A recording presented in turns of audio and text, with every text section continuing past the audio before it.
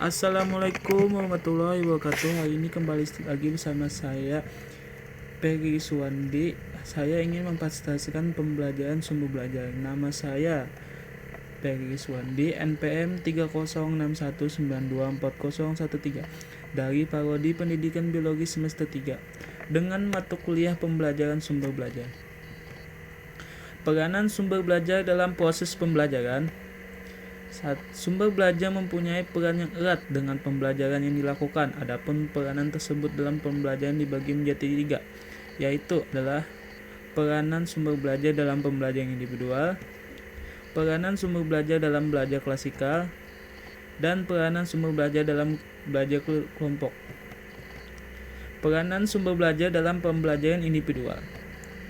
Pola komunikasi dalam belajar individual sangat dipengaruhi oleh peranan sumber belajar yang dimanfaatkan dalam proses belajar.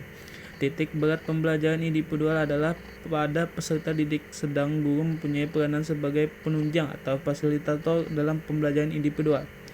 Terdapat 3 pendekatan yang berbeda, yaitu satu adalah frontline teaching method. Dalam pendekatan ini, guru berperan menunjukkan sumber belajar yang perlu dipelajari. 2.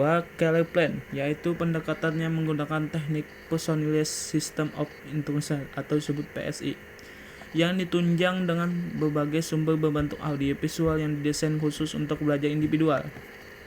3. Metode proyek. Peranan guru cenderung sebagai penasehat dibanding pendidik, sehingga peserta didiklah yang bertanggung jawab dalam memilih, merancang, dan melaksanakan berbagai kegiatan belajar. Peranan sumber belajar dalam belajar klasikal. Pola komunikasi dalam belajar klasikal yang dipergunakan adalah komunikasi langsung antara guru dengan peserta didik. Hasil belajar sangat tergantung oleh kualitas guru, karena guru merupakan sumber belajar utama. Sumber lain oleh seolah-olah tidak ada peranannya sama sekali, karena frekuensi belajar didominasi interaksi dengan guru. Pemanfaatan sumber belajar selain guru sangat selektif dan sangat ketat di bawah petunjuk dan kontrol guru. Yang ketiga adalah peranan sumber belajar dalam belajar kelompok. Pola komunikasi dalam belajar kelompok menurut Daquestre dalam bukunya Education Technology in Curriculum Development 1982 menyajikan 2 pola komunikasi yang secara umum diterapkan dalam belajar, yaitu pola Bushian atau disingkat adalah kemampuan yang diperoleh peserta didik untuk didiskusikan singkat saat berjalan. Sumber belajar yang digunakan adalah materi yang digunakan sebelumnya. B. Controlled discussion, diskusi di bawah kontrol guru. Sumber belajarnya antara lain adalah bab dari suatu buku, materi dari program audio visual, atau masalah dalam praktik laboratorium.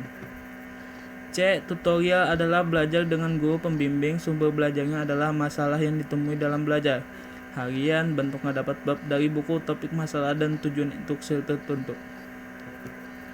D. Team project atau tim proyek adalah suatu pendekatan kerjasama antara anggota kelompok dengan cara mengenai suatu proyek oleh tim.